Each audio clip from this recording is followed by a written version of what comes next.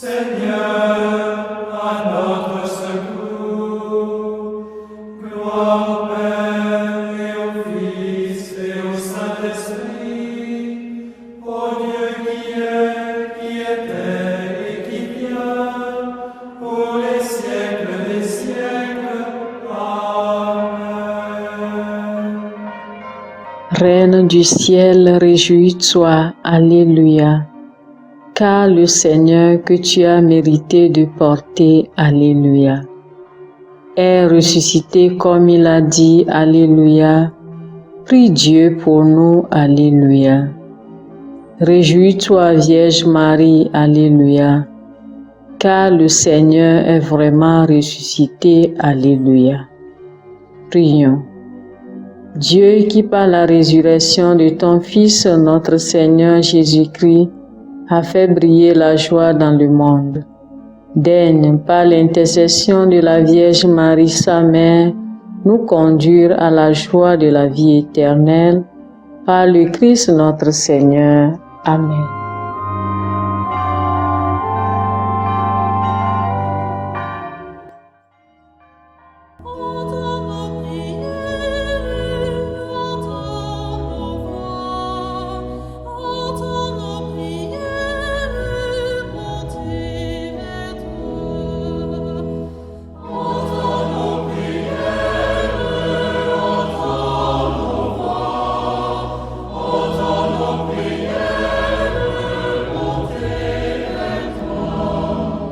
Seigneur, dans le silence de ce jour naissant, je viens te demander la paix, la sagesse, la force.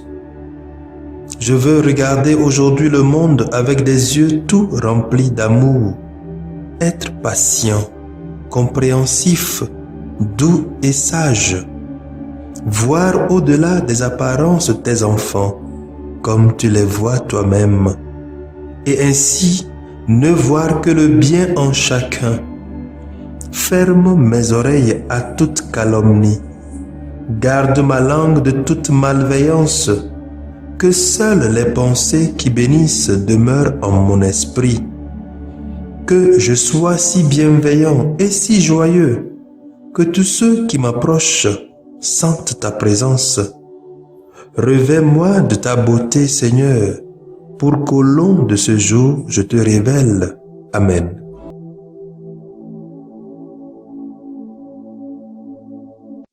Abonnez-vous à notre chaîne YouTube et cliquez la cloche de notification pour recevoir nos prochaines vidéos. Écoutons les lectures de ce lundi de la 7e semaine de Pâques, année C, lu par Odile Diago, sœur missionnaire de Notre-Dame des Apôtres, Mathias Etienne, diacre de la Société des missions africaines, et commenté par Magloire Guetou, père de la Société des missions africaines.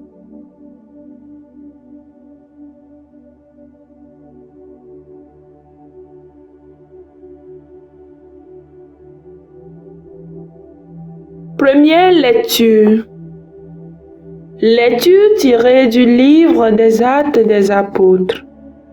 Chapitre 19, versets 1 à 8. Pendant qu'Apollos était à Corinthe, Paul traversait l'Européie. Il arriva à Éphèse, où il trouva quelques disciples. Il leur demanda: lorsque vous êtes devenus croyants, avez-vous reçu l'Esprit Saint? Ils lui répondirent: nous n'avons même pas entendu dire qu'il y a un Esprit Saint. Paul reprit: quel baptême avez-vous donc reçu? Ils répondirent: celui de Jean le Baptiste. Paul dit alors: Jean donnait un baptême de conversion. Il disait au peuple de croire en celui qui devait venir après lui, c'est-à-dire en Jésus. Après l'avoir entendu, il se fit baptiser au nom du Seigneur Jésus. Et quand Paul leur eut imposé les mains, l'Esprit Saint vint sur eux, et il se mit à parler en langue mystérieuse et à prophétiser. Ils étaient une douzaine d'hommes au total. Paul se rendit à la synagogue où, pendant 3 mois, il prit la parole avec assurance. Il discutait et usait d'arguments persuasifs à propos du royaume de Dieu. Parole du Seigneur. Nous rendons grâce à Dieu.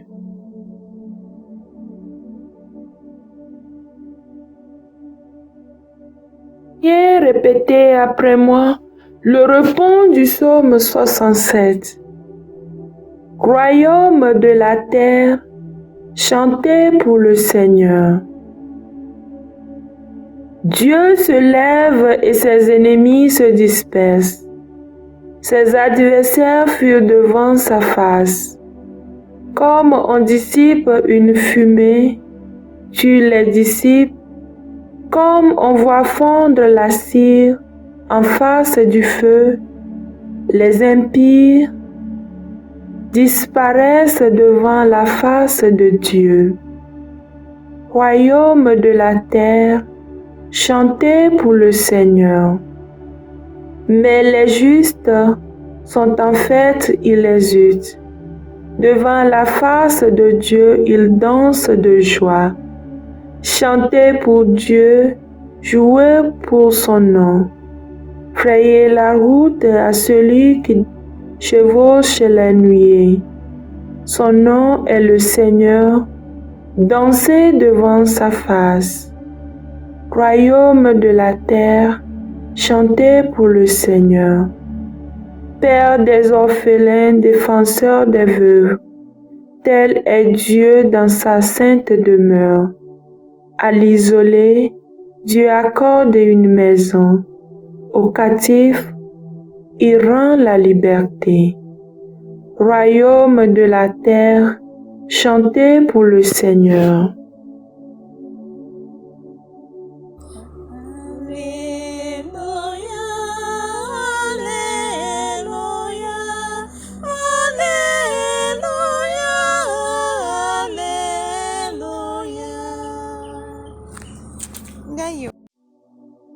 Si vous êtes ressuscité avec le Christ, cherchez les réalités d'en haut. C'est là qu'est le Christ, assis à la droite de Dieu.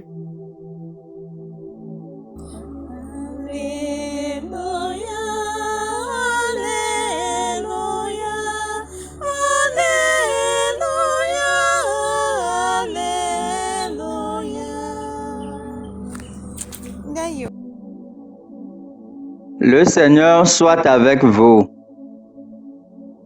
et avec votre esprit. Évangile de Jésus-Christ selon Saint Jean, chapitre 16, versets 29 à 33. En ce temps-là, les disciples de Jésus lui dirent: « Voici que tu parles ouvertement et non plus en images. Maintenant, nous savons que tu sais toutes choses et tu n'as pas besoin qu'on t'interroge. Voilà pourquoi nous croyons que tu es sorti de Dieu. » Jésus leur répondit: « Maintenant vous croyez. Voici que l'heure vient. Déjà elle est venue où vous serez dispersés chacun de son côté et vous me laisserez seul. Mais je ne suis pas seul, puisque le Père est avec moi. Je vous ai parlé ainsi, afin qu'en moi, vous ayez la paix. Dans le monde, vous avez à souffrir, mais courage. Moi, je suis vainqueur du monde. Acclamons la parole de Dieu. Louange à toi, Seigneur Jésus.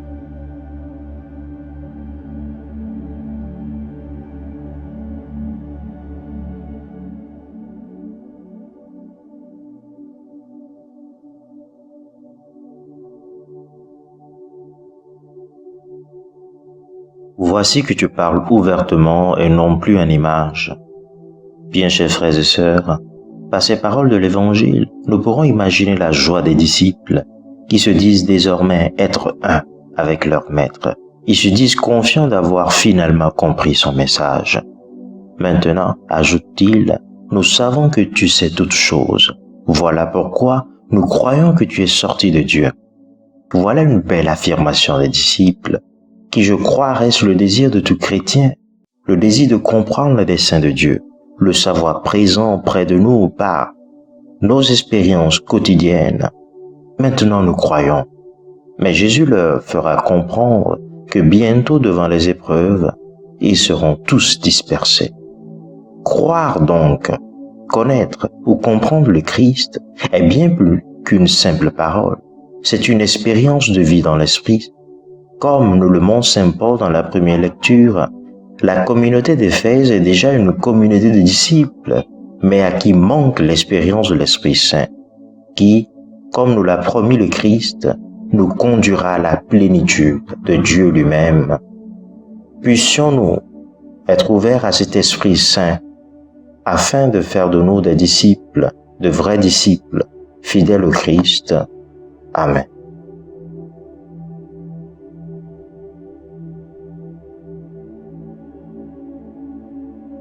Que le Seigneur Tout-Puissant et Miséricordieux nous bénisse et nous garde, le Père, le Fils et le Saint-Esprit. Amen. Bénissons le Seigneur.